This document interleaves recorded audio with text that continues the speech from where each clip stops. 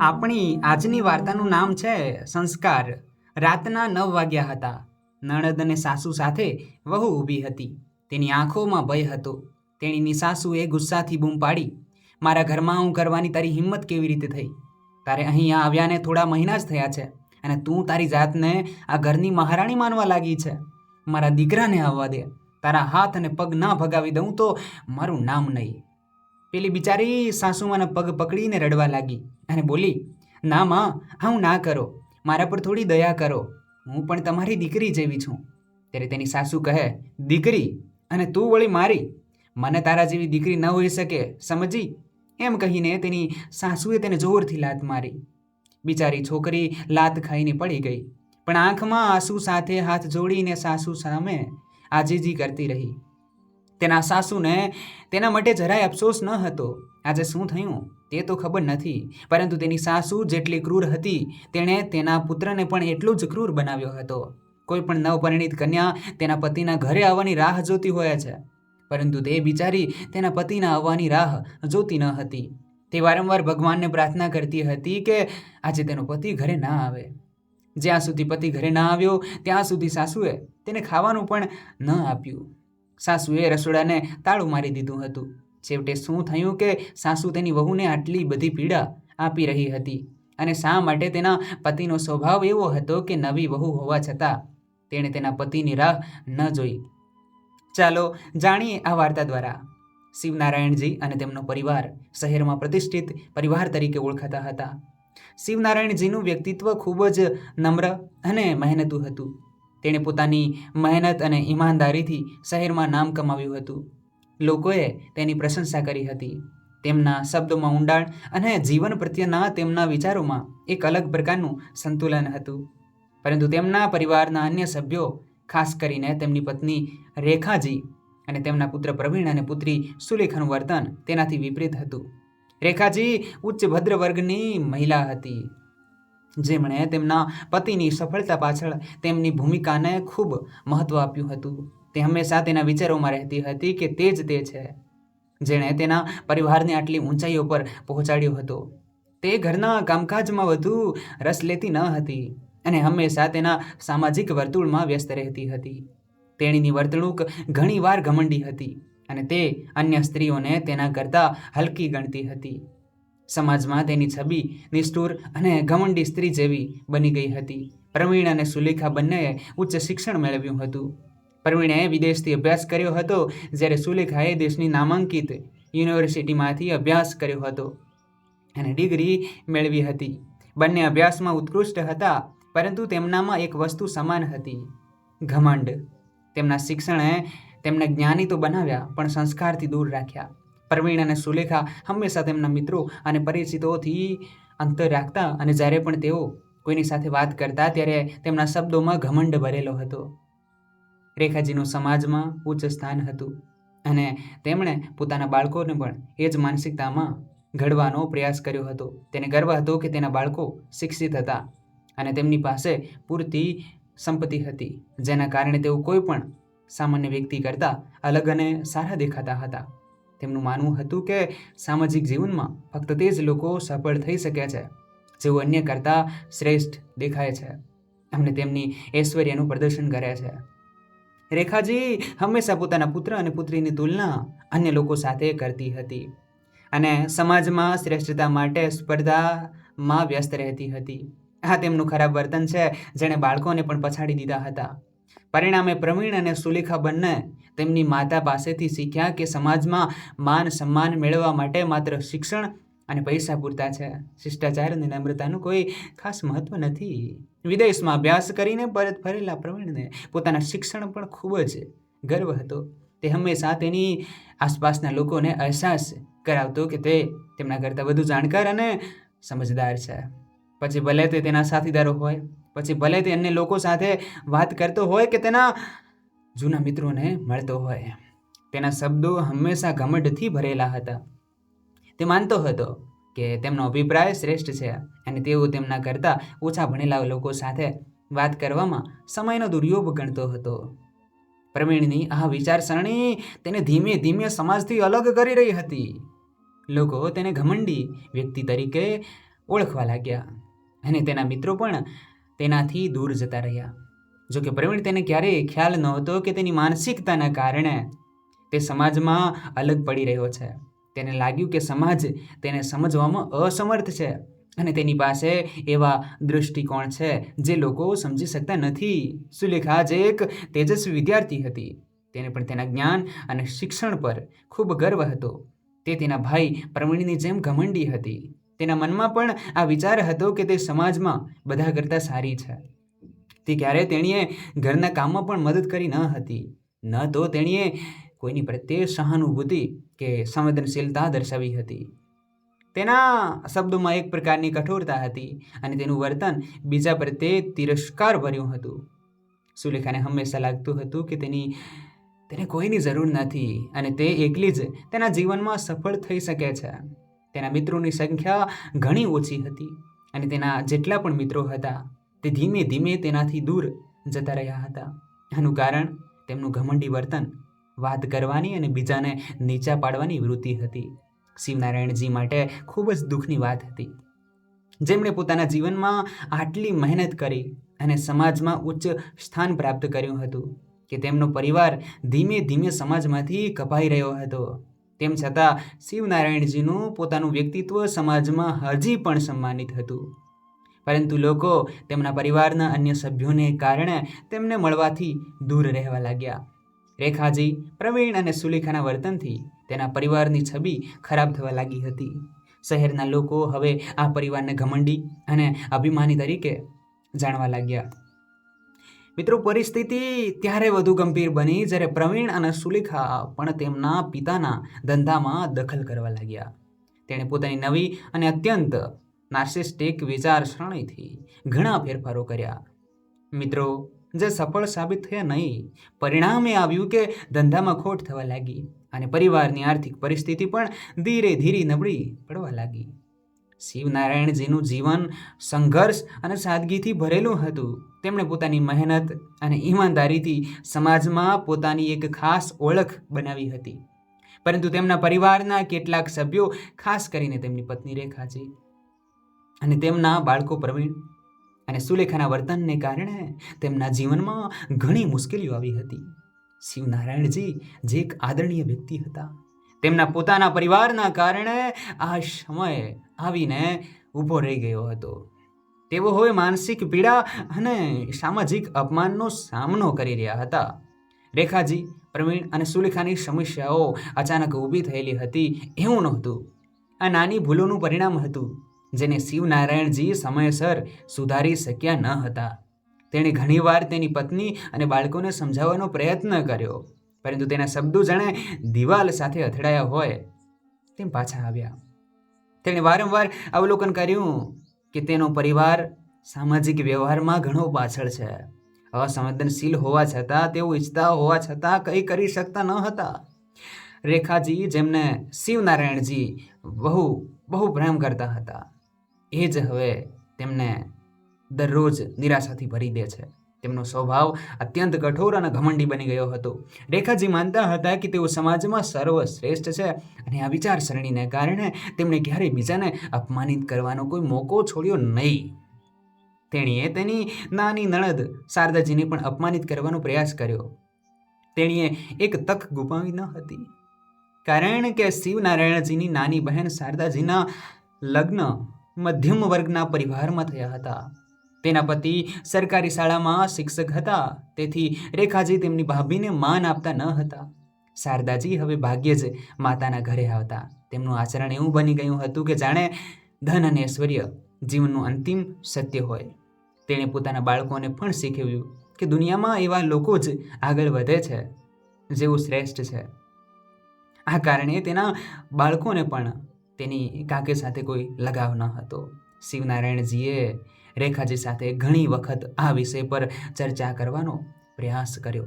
તેણે તેને સમજાવવાનો પ્રયાસ કર્યો કે જીવનમાં પૈસા અને પ્રતિષ્ઠા કરતાં વધુ મહત્વની બાબતો છે, જેમ કે મૂલ્યો, નમ્રતા અને અન્ય લોકો માટે આદર. પરંતુ રેખાજી ક્યારેય તેમની વાત સમજી શક્યા નહીં. તેણી હંમેશા તેના શબ્દો પર અડગ રહેતી અને માનતી શિવનારાયણજીની વિચારસરણી હવે જૂની થઈ ગઈ છે. તેમના મતે આધુનિક સમાજમાં સંપત્તિ અને શક્તિનું પ્રદર્શન સૌથી મહત્વપૂર્ણ છે.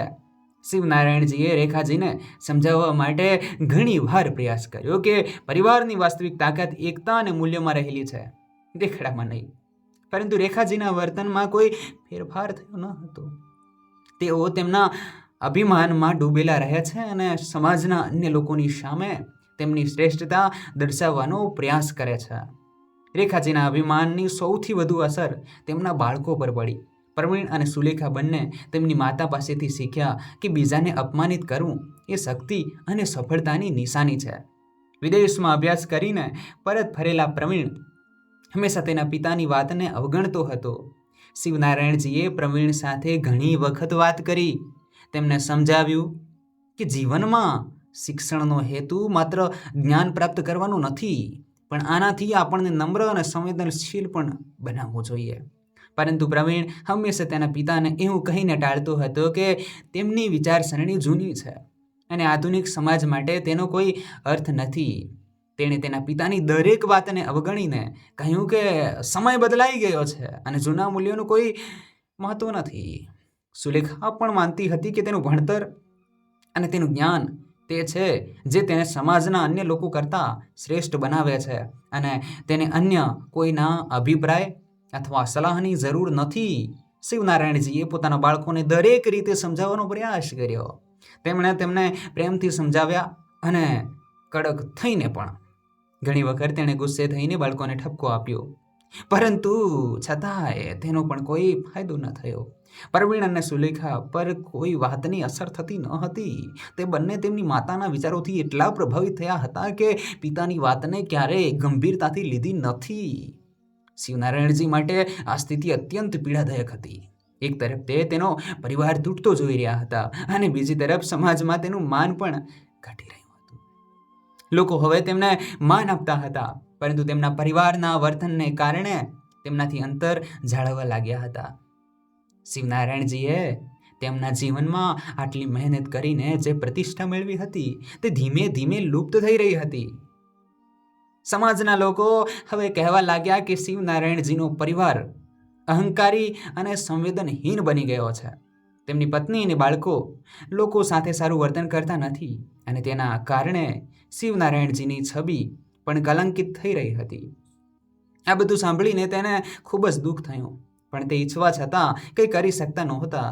તેના પોતાના પરિવારને કારણે તેનું કમાયેલું માન અને સન્માન હવે સમાપ્ત થઈ રહ્યું હતું.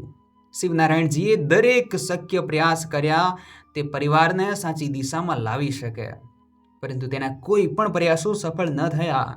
પ્રેમાળ સમજાવટ હોય કે કઠોર સુધારણા, બેમાંથી કોઈ પદ્ધતિ કામ કરતી ન હતી. આ કારણે તે માનસિક રીતે ભાંગી પડ્યો હતો અને હવે તેની પાસે કોઈ વિકલ્પ બચ્યો નહોતો. એક દિવસ જ્યારે તે સંપૂર્ણપણે હતાશ હતા અને કોઈ રસ્તો શોધી શકતા ન હતા, ત્યારે તેને એક અણધાર્યો ફોન આવ્યો. આ ફોન તેના એક જૂના મિત્ર મોહનલાલનો હતો, જેને તેણે વર્ષોથી જોયો ન હતો. મોહનલાલજી શિવનારાયણજીના ખૂબ જ જૂના અને નજીકનો મિત્ર હતો અને બંને ઘણો સમય સાથે વિતાવ્યો હતો. મોહનલાલજી સાથે ફોન પર વાત કરીને શિવનારાયણજીને થોડી રાહત અનુભવાઈ. તેણે તેના મિત્ર સાથે વાત કરી અને તેના દિલની બધી વાત કહી. શિવનારાયણજીએ તેમને કહ્યું કે કેવી રીતે તેમનો પરિવાર તેમના માટે ચિંતાનું કારણ બની ગયો છે અને અસંવેદનશીલ વર્તનથી તેઓ પરેશાન છે. તેણે એ પણ કહ્યું કે રેખાજીના ઘમંડે પરિવારની હાલત ખરાબ કરી દીધી છે. મોહનલાલજી, જે એક સરળ અને સંસ્કારી વ્યક્તિ હતા, શિવનારાયણજીને ધ્યાનથી સાંભળતા હતા. તેમણે તેમને સાધના આપી અને કહ્યું કે દરેક સમસ્યાનો ઉકેલ હોય છે, આપણે બસ સાચો રસ્તો શોધવાનો હોય છે. શિવનારાયણજીએ તેમના મિત્રની વાતને ગંભીરતાથી લીધી અને થોડી રાહત અનુભવી. વાતચીત દરમિયાન મોહનલાલજીએ જણાવ્યું કે તેમની એક પુત્રી છે જેનું નામ સુનીતા છે. સુનીતા ખૂબ જ સંસ્કારી અને નમ્ર છોકરી હતી, જે તેની માતાના મૃત્યુ પછી પરિવારની સંપૂર્ણ જવાબદારી ઉપાડી રહી હતી અને તેના પિતાનું સંપૂર્ણ ધ્યાન રાખતી હતી. સુનીતાએ તેના જીવનમાં ઘણો સંઘર્ષ કર્યો હતો, પરંતુ તેણે ક્યારેય પોતાના સંસ્કારને છોડ્યા નથી. શિવનારાયણજીએ જાણીને ખૂબ જ ખુશ થયા કે મોહનલાલજીની પુત્રી ખૂબ જ સંસ્કારી અને જવાબદાર છે. તેણે તરત વિચાર્યું કે જો પ્રવીણ આવી સંસ્કારી છોકરી સાથે લગ્ન કરી લે તો કદાચ પરિવારમાં સકારાત્મક પરિવર્તન આવી શકે. તેણે કલ્પના કરી હતી કે સુનીતા જેવી સંસ્કારી વ્યક્તિના ઘરમાં પ્રવેશથી પ્રવીણનું ગૌરવ ઓગળી જશે અને તે વધુ સારો વ્યક્તિ બની શકશે. શિવનારાયણજીને લાગ્યું કે સુનીતાની હાજરીથી રેખાજીનું વર્તન પણ બદલાઈ જશે. ઘણા દિવસો સુધી આ વિચાર પર વિચાર કર્યા પછી તેણે નક્કી કર્યું કે તેના પરિવારને સુધારવાનો આ છેલ્લો ઉપાય હોઈ શકે છે.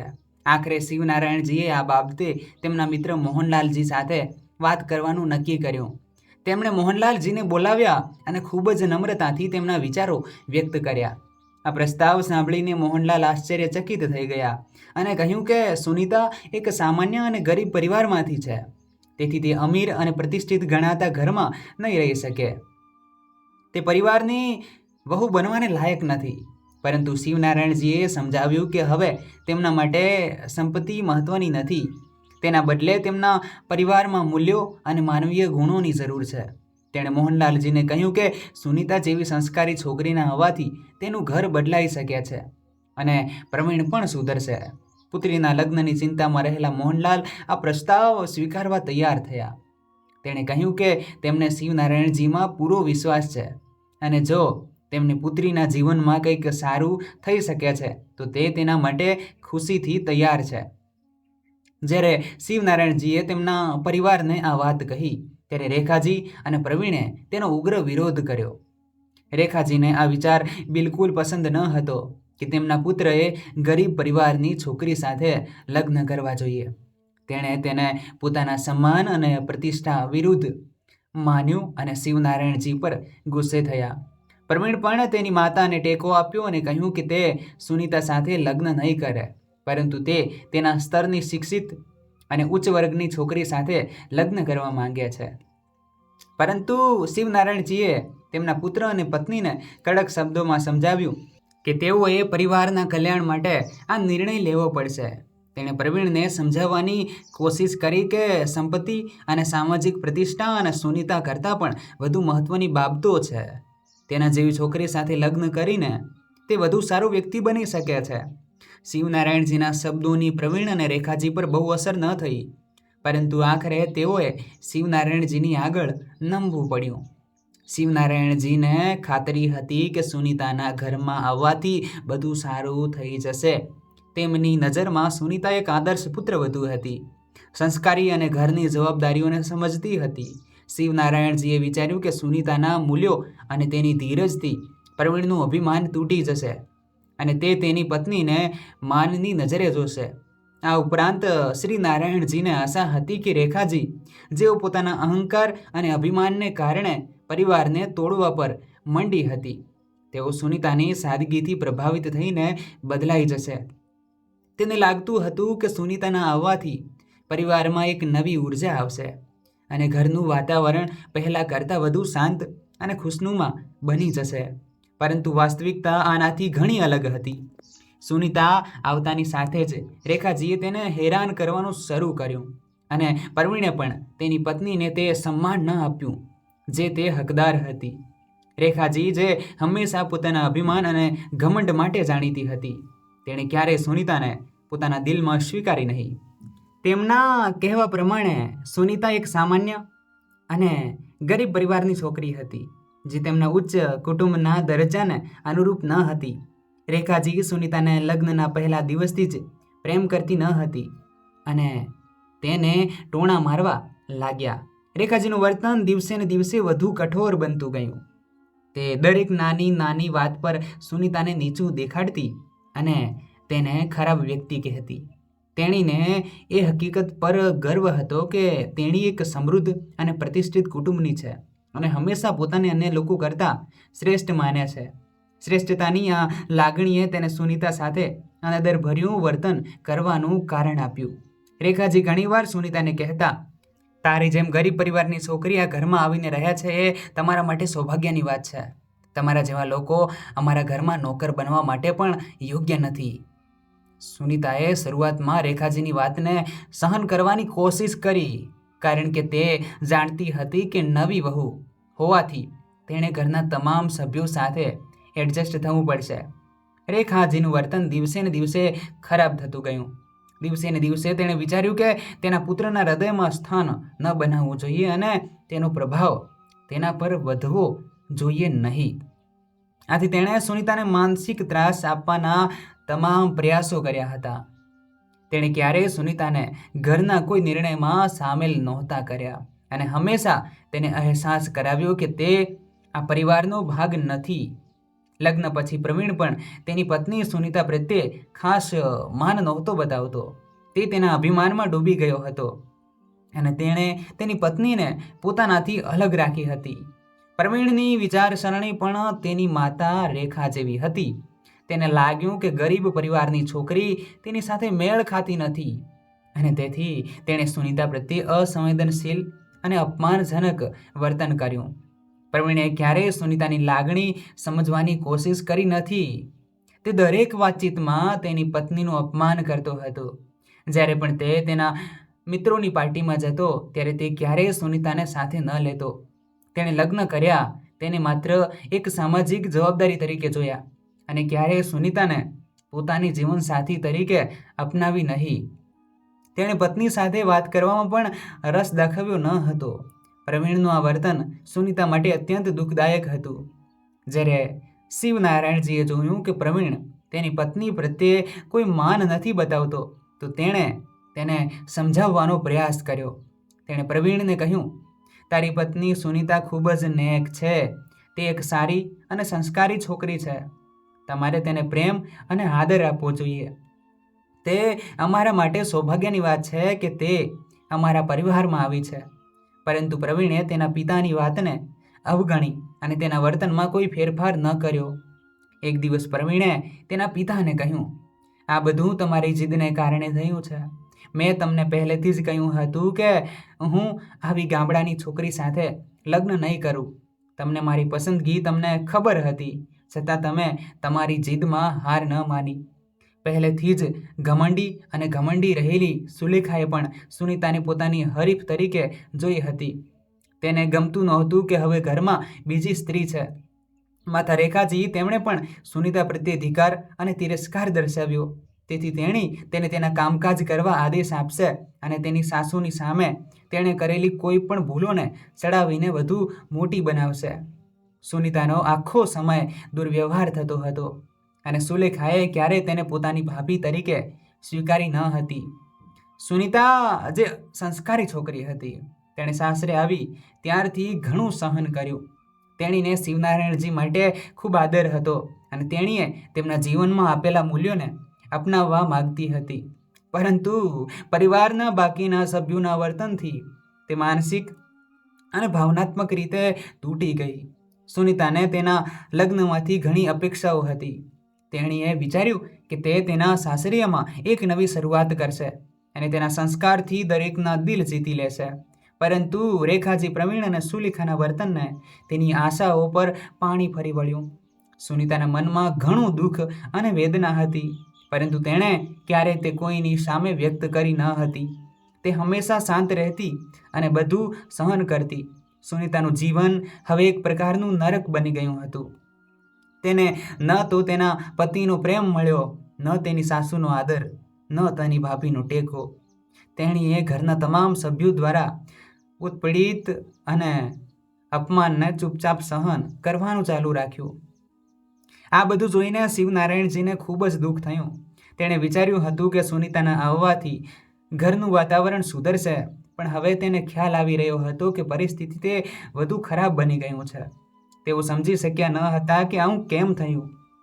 તેણે પોતાના પુત્ર પ્રવીણના લગ્ન આટલા સારા અને સંસ્કારી પરિવારની છોકરી સાથે કર્યા હતા, છતાં તેના પરિવારના વર્તનમાં કેમ કોઈ ફેરફાર ન આવ્યો. શિવનારાયણજીએ તેમની પત્ની રેખાજી અને પુત્ર પ્રવીણને સમજાવવાનો ઘણી વાર પ્રયાસ કર્યો, પરંતુ તેમની વાતની કોઈ અસર થઈ નહીં.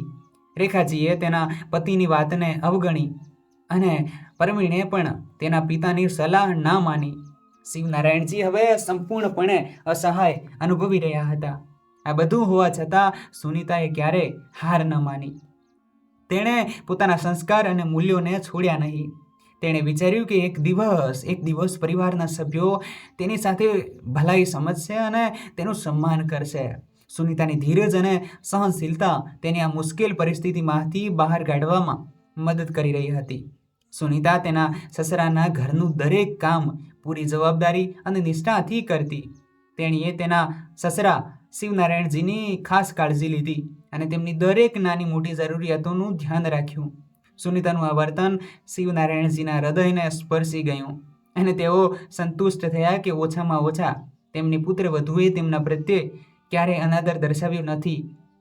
શિવનારાયણજી જેમણે પહેલાથી જ તેમના પુત્ર પ્રવીણના લગ્નને ભવ્ય બનાવ્યા હતા, હવે તેઓ તેમની પુત્રીના લગ્ન પણ એટલા જ ભવ્ય બનાવવા માંગતા હતા.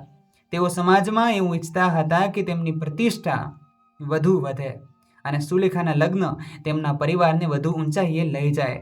દરમિયાન ઘરમાં ચારે બાજુ લગ્નની તૈયારીઓનો માહોલ હતો. પોતાની દીકરી સુલેખાની ખુશી માટે હંમેશા ચિંતિત રહેતા રેખાજી હવે ખુશ હતા કે તેમની દીકરીના લગ્ન સમૃદ્ધ પરિવારમાં થવાના છે. લગ્નની તૈયારીઓ વચ્ચે ઘરનું વાતાવરણ ઉત્સવમય બની ગયું હતું. સંબંધીઓ અને મિત્રો ઘરે આવવા લાગ્યા અને દરરોજ કોઈ ને કોઈ ધાર્મિક વિધિ અથવા કાર્યક્રમનું આયોજન કરવામાં આવ્યું. ઘરને સુંદર રીતે સજાવવામાં આવી રહ્યું હતું અને બધા આ ખુશનુમા વાતાવરણમાં ડૂબી ગયા હતા. રેખાજી અને સુલેખા આ લગ્નને લઈને ખૂબ જ ઉત્સાહિત હતા. તેઓએ તેમના સપનાના લગ્નની યોજના બનાવી હતી, જેમાં સંમતિ અને ભવ્યતાની કોઈ કમી ન હોય. તે તેના લગ્નમાં બને તેટલું ધામધૂમ ઈચ્છતી હતી, જેથી સમાજમાં તેનો દરજ્જો વધુ વધે. રેખાજીએ તેના તમામ મિત્રો અને સંબંધીઓને લગ્ન માટે આમંત્રણ આપ્યું હતું અને લગ્ન પ્રસંગને ભવ્ય બનાવવાનું આયોજન કર્યું. પરંતુ ખુશી અને ઉજવણીના આ વાતાવરણમાં પણ સુનીતા પ્રત્યે પરિવારનો અભિગમ બદલાયો ન હતો. લગ્નની તૈયારીઓ વચ્ચે પણ રેખાજી અને સુલેખાએ હંમેશની જેમ સુનીતાનું અપમાન કરવાનું ચાલુ રાખ્યું. સાસરિયાના ઘરે ફરજ બજાવવા માટે હંમેશા તત્પર રહેતી સુનીતાને આ ખુશનીમાં વાતાવરણમાં પણ માન સન્માન ન મળ્યું. સુનીતાને ક્યારેય પરિવારનો ભાગ ગણાતું ન હતું. લગ્નની તૈયારીઓ દરમિયાન પણ તેમણે સુનીતાનું કોઈ મહત્વપૂર્ણ કાર્યક્રમમાં સમાવેશ ન થાય તેની ખાતરી કરી હતી. દરેક નાના મોટા મુદ્દે સુનીતાનું અપમાન થયું હતું. રેખાજી અને સુલેખાએ સુનીતાને અહેસાસ કરાવવામાં કોઈ કસર છોડી ન હતી કે તે આ પરિવાર સાથે મેળ ખાતી નથી, કારણ કે તે ગરીબ પરિવારમાંથી આવી હતી. તે ઘણી વાર કહેતી, તમારા જેવા લોકો અમારા ઘરને ગૌરવ અપાવી શકતા નથી. તમે આ પરિવારમાં આવ્યા તે નસીબદાર હતા, પરંતુ તમે આ ઘરની તુલના કરી શકતા નથી. સુલેખા પણ તેની માતાને સાથ આપે છે અને હંમેશા સુનીતાને અપમાનિત કરવાની કોઈ તક છોડતી નથી. સુલેખાની સગાઈના દિવસે ઘરમાં ખૂબ જ ધૂમધામ હતી. ઘર સુંદર રીતે સજાવવામાં આવ્યું હતું અને બધા સંબંધીઓ અને મહેમાનો આવી પહોંચ્યા હતા. બધા સુલેખાને આશીર્વાદ આપવા આતુર હતા, પરંતુ આ ખુશીના પ્રસંગે પણ સુનીતાની ઉપેક્ષા કરવામાં આવી હતી. તેણીને સગાઈની વિધિઓમાં સામેલ કરવામાં આવી ન હતી અને કોઈ પણ કાર્યમાં તેને મહત્વ આપવામાં આવ્યું ન હતું. તે માત્ર ઘરના કામકાજમાં અને દરેકની સેવા કરવામાં વ્યસ્ત રહેતી, પરંતુ પુત્રવધૂને જે આદર મળવો જોઈએ તેવો વ્યવહાર તેની સાથે ક્યારેય કરવામાં આવ્યો ન હતો. રેખાજીએ સુનીતાને સ્પષ્ટ કહ્યું હતું કે તમારે આ સગાઈમાં કંઈ ખાસ કરવાની જરૂર નથી. ફક્ત મહેમાનોની સેવા કરો અને જુઓ કે બધું સરળતાથી ચાલે છે. સુનીતાએ આ બધું ચૂપચાપ સહન કર્યું અને પોતાનું કર્તવ્ય નિભાવવાનું ચાલુ રાખ્યું. તેણી જાણતી હતી કે આ ઘરમાં તેણીને જે પ્રેમ અને આદર મળવાનો હતો તે ક્યારેય નહીં મળે. લગ્નની તૈયારીઓમાં વ્યસ્ત સુલેખાએ પણ પોતાનું વર્તન બદલ્યું ન હતું. તે તેની ભાભી સુનીતાને સતત ઠપકો આપતી રહી, તેણીને અપમાનિત કરતી રહી અને તેણીને એવું અહેસાસ કરાવતી રહી કે તેણી આ પરિવારના સ્તરની નથી. એક દિવસ સુલેખાએ તેની કેટલીક બહેનપણીઓને ઘરે બોલાવી. તેની બહેનપણીઓ પણ સમાજમાં પ્રતિષ્ઠિત ગણાતી સમાજની હતી. સુલેખાને શો ઓફમાં વ્યસ્ત રહેવાની આદત હતી અને તેણે તેની ભાભી સુનિતાને પણ આ શો ઓફનો ભાગ બનાવ્યો. તેણે વિચાર્યું કે તેના મિત્રોની સામે સુનિતાને અપમાનિત કરીને તે તેમને તે બતાવી શકે છે, તે જોઈ શકે છે કે સાદી અને ગરીબ પરિવારમાંથી આવેલી તેની ભાભી તેની સરખામણીમાં કેટલી તુચ્છ છે. સુલેખાના મિત્રો ઘરે આવ્યા ત્યારે તેણે જાણી જોઈને સુનિતાને તેમની સામે બોલાવી. સુનિતા ઘરના કામકાજમાં વ્યસ્ત હતી, પણ તેણે સુલેખા અને તેના મિત્રોનું આદરપૂર્વક સ્વાગત કર્યું. સુનિતાનું વર્તન હંમેશા નમ્ર હતું અને તેણી દરેક સાથે સારી રીતે વર્તે છે, પછી ભલે તેઓ તેનું કેટલું પણ અપમાન કરે. પહેલાં તો સુલેખાએ સુનિતાને તેના મિત્રોની સામે દેખાડવા માટે કેટલીક સામાન્ય બાબતો વિશે વાત કરી, પરંતુ પછી ધીમે ધીમે તેના અસલી ઈરાદાઓ સામે આવવા લાગ્યા. દરેક વાતચીતમાં તે સુનિતાની ગરીબી અને તેના પછાતપણાની મજાક ઉડાડવા લાગી. સુલેખાએ તેના ટોણા ચાલુ રાખતા કહ્યું, તને ખબર છે મારી ભાભી કેટલી સાદી છે. જ્યારે તે અમારા ઘરે આવી ત્યારે તેની પાસે યોગ્ય કપડાં પણ નહોતા. અહીંના રિવાજો શીખતા તેને મહિનાઓ લાગ્યા. સુલેખાની વાત સાંભળીને તેના મિત્રો હસવા લાગ્યા અને સુનિતાનો ચહેરો પર એક પીડાદાયક સ્મિત દેખાયું. તે ઈચ્છવા છતાં પણ કંઈ કરી શકતી ન હતી, કારણ કે તે જાણતી હતી કે આ પરિવારમાં તેનું કોઈ મહત્વ નથી. સુલેખાએ પછી બીજો ટોણો માર્યો, જુઓ ભાભી, અમારા ઘરમાં તમને ઘણું બધું શીખવા મળ્યું છે. તમે ખરેખર નસીબદાર છો કે તમે અમારા જેવા લોકો સાથે રહો છો. સુલેખાના મિત્રો પણ તેની સાથે સંમત થયા અને સુનિતાની મજાક ઉડાડવા લાગ્યા. સુનિતા માટે આ ખૂબ જ અપમાનજનક હતું, પણ કંઈ કહેવાને બદલે તે ચૂપચાપ બધું સહન કરતી રહી. તેને ખબર ન હતી કે શું કરવું, કારણ કે જો તે કંઈ પણ કહે તો વસ્તુઓ વધુ ખરાબ થઈ શકે છે. આ દરમિયાન શિવનારાયણને કોઈ કામ માટે 2-3 દિવસ માટે શહેરની બહાર જવું પડ્યું. આ તેમના વ્યવસાય માટે સંબંધિત કેટલાક મહત્વપૂર્ણ કાર્ય હતા, જેના માટે તેમની હાજરી ફરજિયાત હતી. તેઓ ચિંતિત હતા કે તેમનું ઘર પહેલેથી જ ખરાબ સ્થિતિમાં હતું અને તેમના ગયા પછી શું થશે. તેમને ડર હતો કે તેના ગયા પછી રેખાજી, સુલેખા અને પ્રવીણનું સુનિતા પ્રત્યેનું વર્તન ખરાબ થઈ જશે. શિવનારાયણજીએ તેમની પત્ની રેખાજી સાથે વાત કરી અને તેમને સુનિતા સાથે સારો વ્યવહાર કરવા વિનંતી કરી. તેમણે કહ્યું, જુઓ, હું થોડા દિવસો માટે બહાર જઈ રહ્યો છું. ઘરની જવાબદારી તારી માથે છે, પણ હું ઈચ્છું છું કે તું સુનિતા સાથે આદરપૂર્વક વર્તે. તે અમારી વહુ છે અને તેને પણ આ પરિવારની સભ્ય ગણવી જોઈએ. રેખાજીએ અનિચ્છાએ શિવનારાયણજીની વાત સાંભળી, પણ તેમણે વચન આપ્યું કે તે બધું બરાબર સંભાળશે. શિવનારાયણજીએ પછી પ્રવીણ સાથે પણ વાત કરી અને સમજાવ્યું. તેને કહ્યું કે તેણે તેની પત્ની સાથે પ્રેમ અને આદરથી વર્તવું જોઈએ, પરંતુ તેની આદત મુજબ પ્રવીણે તેના પિતાની વાતને અવગણી. સ્થિતિ વધુ વણસી ગઈ. હવે રેખાજી, સુલેખા અને પ્રવીણ સુનિતાને સંપૂર્ણ ત્રાસ આપવા લાગ્યા.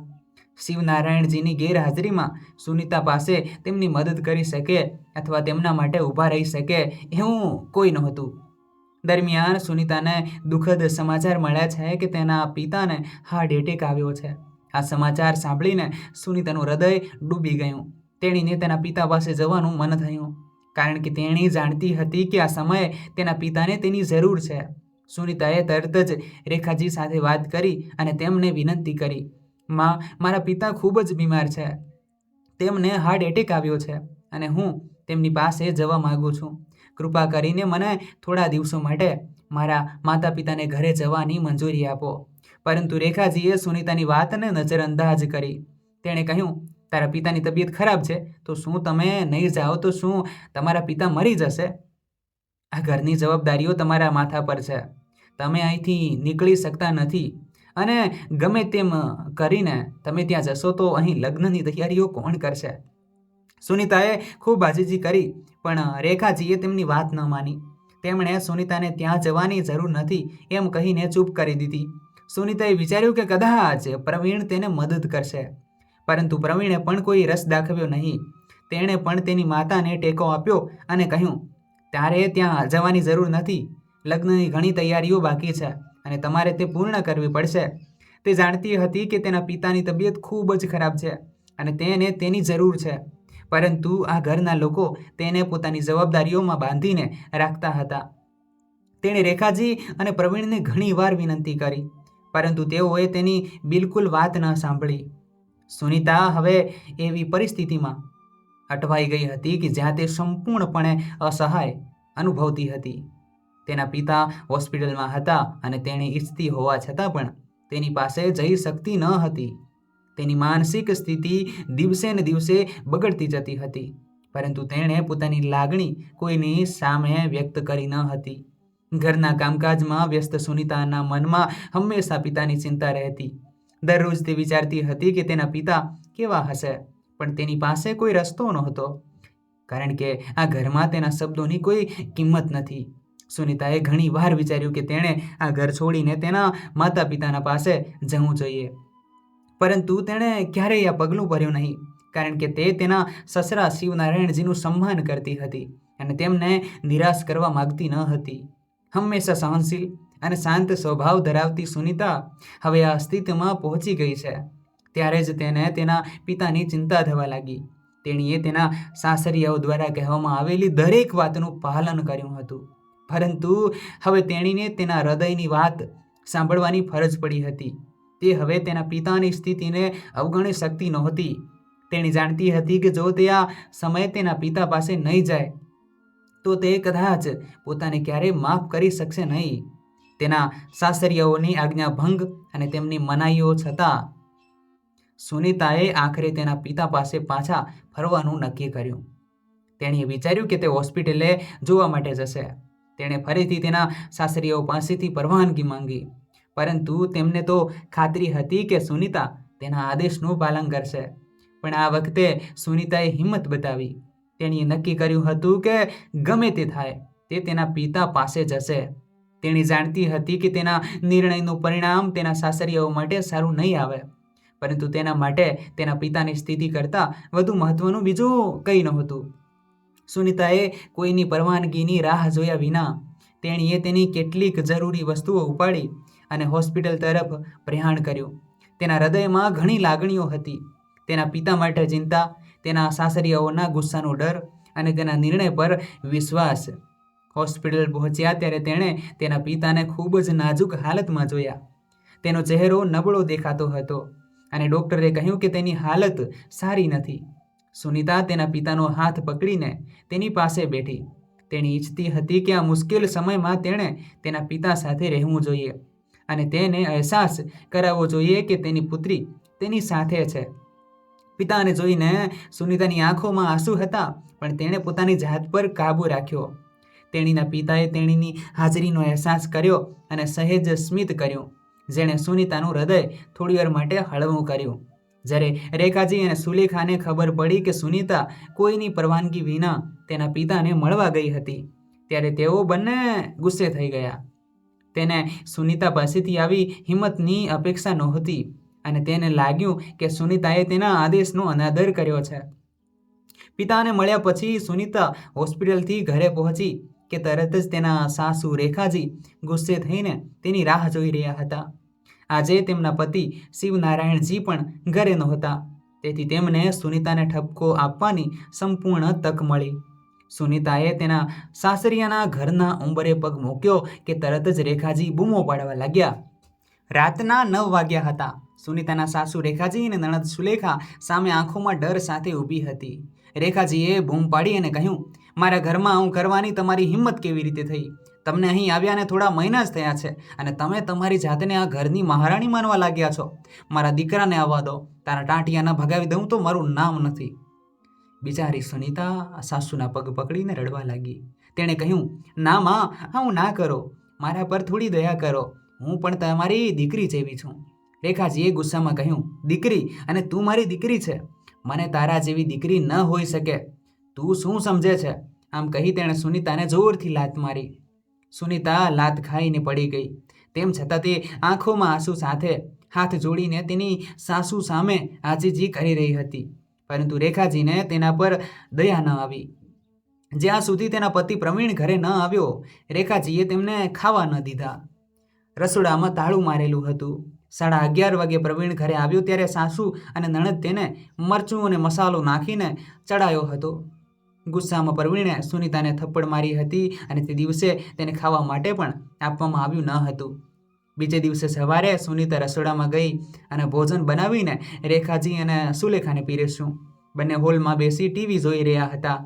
જ્યારે સુનીતાએ જોયું કે તેને માત્ર એક જ રોટલી આપવામાં આવી હતી, તેથી તે ખૂબ ભૂખી હતી. પ્રવીણ 10 વાગ્યા પહેલાં ઘરે આવવાનો ન હતો, તેથી સુનીતાએ ઝડપથી રોટલી તેના પલ્લુમાં બાંધી દીધી. જ્યારે માતા પુત્રીએ જમવાનું પૂરું કર્યું અને રસોડાને તાળું મારી દીધું, ત્યારે સુનીતાએ પલ્લુમાં વીંટાળેલી રોટલી કાઢી અને શાક વિના ખાવાનું શરૂ કર્યું. તેના આંસુ વહી રહ્યા હતા. તેનું સ્વાભિમાન તેને આ પરિસ્થિતિ સહન કરવા દેતું ન હતું. સુલેખાએ સુનીતાને રોટલી ખાતા જોઈ ત્યારે એક જેવું દ્રશ્ય ઊભું થવાનું હતું તેની શરૂઆત થઈ ગઈ હતી. સુનીતા ભગવાનને પ્રાર્થના કરવા લાગી કે પ્રવીણ ઘરમાં ના આવે. પ્રવીણ ઘરે આવ્યો ત્યારે સુનીતાનું હૃદય જોર જોરથી ધડકવા લાગ્યું અને ડરના કારણે તે પરસેવાથી ભીંજાઈ ગઈ. પ્રવીણે ગુસ્સામાં આવીને સુનીતાને વાળથી ધક્કો માર્યો અને કહ્યું, તારી હિંમત કેવી રીતે થઈ મારા જ ઘરમાં ચોરી કરવાનું? પછી તેણે બેલ્ટ કાઢી દીધો અને સુનીતાને મારવા લાગ્યો. સુનીતા રડવા લાગી અને મોટેથી બૂમો પાડવા લાગી અને માફી માગવા લાગી, પરંતુ પ્રવીણ અને ઘરની મહિલાઓને તેના પર દયા ન આવી. આખરે સુનીતાએ પ્રવીણને ધક્કો મારીને ઘરની બહાર ભાગવા લાગી હતી. રેખાજીએ પ્રવીણને કહ્યું, તેને પકડો, તે ક્યાં બહાર જઈ રહી છે? પ્રવીણે જવાબ આપ્યો, તેને જવા દો, તેને ક્યાં ભાગી જશે? તેના માતા પિતા તેને સંભાળી શકશે નહીં. તેને પાછું સાસરે જ આવવું પડ્યું. હવે તેની સામે સાસુ રેખાજી, પ્રવીણ અને સુલેખા ઊભા હતા. આવી ગઈ મહારાણી પાછું? તારા પિયરમાં તને ઘરમાં ના સંગરી? રેખાજીએ તેને ટોણો માર્યો. પ્રવીણે કહ્યું, જ્યાં સુધી તું મારા પગ પાસે નાક નહીં મૂકે ત્યાં સુધી હું તને ઘરમાં પ્રવેશવા નહીં દઉં. સાસુ રેખાએ કહ્યું, હંમેશા ઝડપથી માફ ન કરો. જો તમે તેને માફ કરશો તો કાલે તે આપણા માથા પર કૂદી પડશે અને નાચવા લાગશે. સુલેખા પણ હસી પડી અને બોલી, હા હા ભાઈ, ભાભીને આટલી જલ્દી માફ ન કરો. અચાનક સુલેખાના ભાભી સસરા આવ્યા અને કહ્યું કે હવે અમને તમારા પર વિશ્વાસ પણ નથી. જે વ્યક્તિ પોતાની ભાભીનું સન્માન નથી કરી શકતી તે આપણા ઘરની ઇજ્જત કેવી રીતે વધારશે? રેખાજીએ કહ્યું, ના, તમને કોઈ ગેરસમજ છે. તમે અંદર આવો, અમે બધું સમજાવીશું. સુલેખાના સસરા બોલ્યા, અમને માફ કરો, પણ હવે અમે તમારી સાથે કોઈ સંબંધ રાખવા માંગતા નથી. તમારે જે સમજવું હોય તે બહાર ઊભેલી પોલીસને કહો. પોલીસ અંદર આવી કે તરત જ રેખાજી, પ્રવીણ અને સુલેખા ચૂપ થઈ ગયા. રેખાજીએ કહ્યું, પુત્રવધુ પોલીસને બોલાવશો નહીં. લગ્ન પછી દરેક સ્ત્રીએ આવો ટેસ્ટ તો આપવો જ પડ્યા છે. ત્યારે સુનીતાએ જવાબ આપ્યો, મને આવો ટેસ્ટ આપવામાં કોઈ રસ નથી. મેં થપ્પડ ખાવા માટે લગ્ન નથી કર્યા. તમે મને કમજોર માનતા હતા, પણ હું કમજોર નથી. ત્યારે સુલેખાના સસરાએ કહ્યું, તમે તમારા બાળકોને આ સંસ્કાર આપ્યા છે? પોલીસે રેખાજી, પ્રવીણ અને સુલેખાને પકડી લીધા અને સુલેખાના લગ્ન પણ તૂટી ગયા. સુલેખાના સસરાએ શિવનારાયણજીને ફોન કર્યો. તેઓ તરત જ પોતાના શહેરમાં પાછા ફર્યા. તેણે તેની વહુ સુનીતાની માફી માગી અને આજથી તેણે તેની વહુને પોતાની પુત્રી બનાવી દીધી અને તેની પત્ની અને પુત્ર પુત્રી સાથેના તમામ સંબંધોનો અંત લાવ્યો. તેણે રેખાજી, પ્રવીણ અને સુલેખાને જેલમાંથી છોડાવ્યા પણ નહોતા. આ ત્રણેયને કોર્ટે કડક સજા ફટકારી હતી. શિવનારાયણજીએ તેમનો બિઝનેસ તેમની વહુ સુમિતાને સોંપી દીધો અને સંપૂર્ણ જવાબદારી સોંપવામાં આવી. સુનીતાએ પણ પોતાના સસરાના વિશ્વાસને ખૂબ જ સારી રીતે પૂરો કર્યો અને તેનો ધંધો દિવસ રાત આગળ વધવા લાગ્યો. કારણ કે શિવનારાયણજીનો અનુભવ અને સુનીતાના કામ પ્રત્યેનું સમર્પણ, અન્યો પ્રત્યે તેમનું આદરભર્યું વર્તન અને તેમના કર્મચારીઓ પ્રત્યેના તેમના પરોપકારી વર્તને તેમની પ્રગતિમાં વધારો કર્યો. આજે તેમનું નામ દેશની સફળ બિઝનેસ મહિલાઓમાં લેવામાં આવી રહ્યું હતું. શિવનારાયણજીની ખૂબ સારી રીતે કાળજી લેવામાં આવે છે. જ્યારે તેમની પત્ની, પુત્રી અને પુત્ર જેલમાંથી મુક્ત થયા ત્યારે તેઓ સુનીતા અને તેમના પિતા પાસે તેમના ગુનાઓની માફી માગવા આવ્યા હતા. ત્યારે શિવનારાયણજીએ તેને માફ કરવાની ના પાડી દીધી અને તેને ઘર છોડવા કહ્યું. જેથી ત્રણેય જણા સુનીતાના પગ પાસે ગયા અને કહ્યું કે અમને માફ કરો. સુનીતાને તેના પર દયા આવી. તેણે તેના સસરાને કહ્યું, પિતાજી, તેમને માફ કરો, આપણે તેમને એક તક આપવી જોઈએ.